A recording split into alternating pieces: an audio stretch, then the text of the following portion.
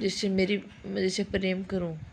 उसकी माँ बाप मेरे माँ बाप के समान ही हैं। चाहे कुछ शादी ना हो तो कुछ कुछ पल के लिए सोच में पड़ गई, लेकिन मेरे बारे में और अधिक जानना चाहती थी।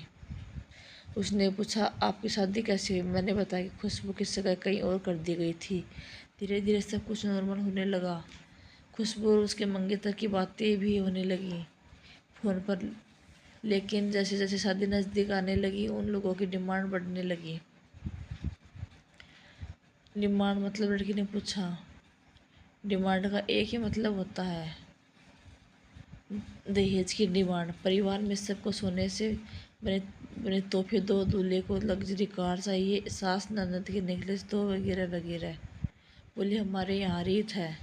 लड़का भी इस रीत की अदायगी का पक्षधर था। वो सगाई में मैंने तुड़वा डाले, इसलिए नहीं कि सिर्फ मेरी शादी हो उससे जाए, बल्कि ऐसे लालची लोगों से खुशबू कभी खुश नहीं रह सकती, ना उसका परिवार। फिर किसी तरह घर वालों को समझा बुझा कर फ्रंट पर आ गया और हमारी शादी हो गई। यह सब किस्मत की बात है, लड़की बोली। चलो अच्छा हुआ आप मिल गए, वरना तो गलत लोगों में फंस जाती।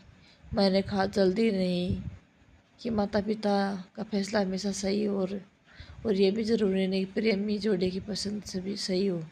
दोनों में से कोई गलत या सही भी हो सकता। काम की बात यहाँ है ये कि कौन ज़्यादा का वफादार है। लड़की ने फिर पानी का घूंट लिया और मैंने लड़की की ने तर्क दिया कि हमारा फैसला गलत हो जाए तो कोई बात नहीं, उन्हें गलानी नहीं होनी चाहिए। मैंने कहा, फैसला ऐसा हो जो दोनों हो, बच्चों और माता पिता दोनों की सहमति, वो सबसे सही है। बुरा मत मानना। मैं कहना चाहूँगी, तुम्हारे फैसला तुम दोनों का है, जिससे तुम्हारे पेरेंट्स शामिल नहीं है, ना ही तुम्हें इसका असली पता है। अभी उसने पूछा, क्या इश्क सही अर्थ है? मैंने कहा, तुम इश्क में हो, तुम अपना सब कुछ छोड़कर चली आई, ये सच्चा इश्क है। तुमसे दिमाग पर जोर नहीं दिया, ये इश्क है। फ़ायदा नुकसान नहीं सोचा, ये इश्क है। तुम्हारा दिमाग दुनिया भरी के फितूर से बिल्कुल खाली था। उस खाली जगह में इश्क का फितूर भर दिया गया। फिर जनाब ने इसका भरा क्या वो इश्क में नहीं है? यानी तुम जिसके साथ जा रही हो वो इश्क में नहीं, बल्कि होशियारी हीरो हीरोइन में है। जो इश्क में होता है वो इतनी प्लानिंग नहीं कर पाता है, 3 ट्रेन नहीं बदल पाता है, उसका दिमाग उतना काम नहीं कर पाता। कोई कहे मैं आशिक हूँ और वो शातिर भी हो, नामुमकिन है। मजनू इश्क में पागल हो गया था, पर लोग पत्थर मारते थे। उसे इश्क में उसकी पहचान तक मिट गई। उसे दुनिया मजनू के नाम से जानती है, जबकि उसका असली नाम कैस था, जो नहीं इस्तेमाल किया जाता था। वो शातिर होता तो कैसे मजनू ना बन पाता।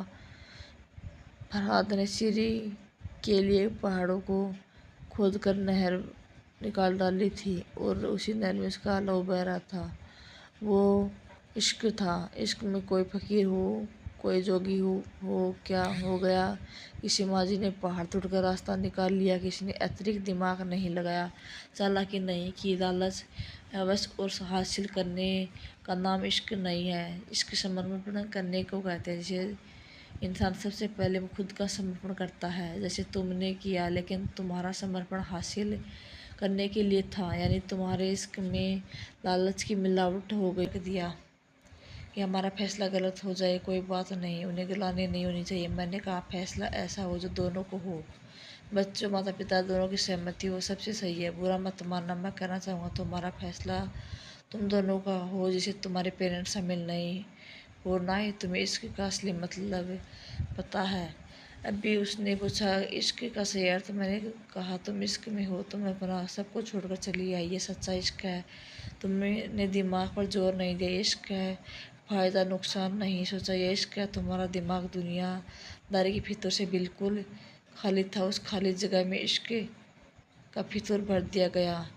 जिन जनाब ने इश्क को भरा क्या वो इश्क में नहीं है? यानी तुम जिसके साथ जा रही हो वो इश्क में नहीं, बल्कि होशियारी हीरोगिरी में है। जो इश्क में होता है वो इतनी प्लानिंग नहीं कर पाता, 3 ट्रेनें बदलवा पाता, उसका दिमाग इतना काम नहीं कर पाता। कोई कहे मैं आशिक हूँ और वो सातिर भी हो, यह नामुमकिन है। मजनू इश्क में पागल हो गया था, लोग पत्थरे मारते थे उसे, इश्क में उसकी पहचान तक मिट गई। उसे दुनिया मजनू के नाम से जानती है, जबकि उसका असली नाम कैस था, जो नहीं इस्तेमाल किया जाता। वो सातिर होता तो कैसे मजनू ना बन पाता। फरहाद ने श्री के लिए पहाड़ों को खोदकर नहर निकाल डाली थी और उसी नहर में उसका लहू बहा था। वो इश्क था। इश्क में कोई फकीर हो गया, कोई जोगी हो गया। किसी माझी ने पहाड़ तोड़कर रास्ता निकाला, किसी ने अतिरिक्त दिमाग नहीं लगाया, चालाकी नहीं की। लालच, हवस और हासिल करने का नाम इश्क नहीं है। इश्क समर्पण करने का को कहते हैं, जिसे इंसान सबसे पहले खुद का समर्पण करता है, जैसे तुमने किया, लेकिन तुम्हारा समर्पण हासिल करने के लिए था। यानी तुम्हारे इश्क में लालच की मिलावट हो गई। लड़की अचानक सी खो गई। उसकी खिलखिलाहट और खिलड़ापन एकदम खामोशी में बदल गया। मुझे लगा मैं कुछ ज़्यादा बोल गया, फिर भी मैंने जारी रखा। मैंने कहा, प्यार तुम्हारे पापा तुमसे करते हैं, कुछ दिन बाद उनका वजन आधा हो जाएगा। तुम्हारी माँ कई दिनों तक खाना नहीं खाएगी, ना पानी पिएगी, जबकि आपको अपने आशिक को आजमा कर देख लेना था। ना तो उसकी सेहत पर फर्क पड़ता, ना दिमाग पर, और वो अक्लमंद है, अपने लिए अच्छा सोच लेता। आजकल गली मोहल्ले में हर तीसरे लड़के लपाटे को जो इश्क हो जाता है, वो इश्क नहीं, वो सिनेमा जैसा कुछ है, एक तरह की स्टंटबाजी, डेयरिंग, अलग कुछ करने का फितूर और कुछ नहीं। लड़की का चेहरे का रंग बदल गया, ऐसा लग रहा था अब वो यहाँ नहीं, उसका दिमाग किसी अतीत में टहलने लगा। मैंने अपने फ़ोन को स्क्रॉल करने लगा, लेकिन मन की इंद्री उसकी तरफ ही थी। थोड़ी देर में उसका मेरा स्टेशन आ गया। बात तो कहाँ से निकली थी और कहाँ पहुँच गई। उसने के मोबाइल पर मैसेज टोन बजी, देखा सिम एक्टिवेट हो चुकी थी। उसने चुपचाप बैग में से आगे का टिकट निकाला और फाड़ दिया। मुझे कहा, एक कॉल करना है। मैंने मोबाइल दिया। उसने नंबर डायल करके कहा, सॉरी पापा, और सिसक सिसक कर रोने लगी। सामने से पिता भी फ़ोन पर बेटी को संभालने की कोशिश करने लगे। उसके पिताजी, हाँ बिल्कुल, चिंता मत कीजिए, मगर आ रही हूँ। दोनों से तरफ से भावनाओं का सागर उमड़ पड़ा। हम ट्रेन से उतरे। उसने फिर से पिन मांगी, मैंने पिन दी। उसने मोबाइल से सिम निकाल कर तोड़ दी और फिर मुझे वापस कर दिया। कहानी को अंत तक पढ़ने का धन्यवाद।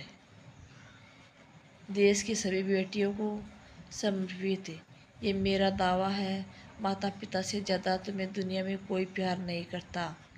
कहानी पढ़कर शेयर अवश्य कीजिए, शायद कोई परिवार और बेटी, उनका भविष्य इससे बच जाए। थैंक यू, धन्यवाद। बीच में से थोड़ी उल्टी शुरू पर लगी पावा, नींद आ गई, मैं तो बेरे को पड़ी। हाँ।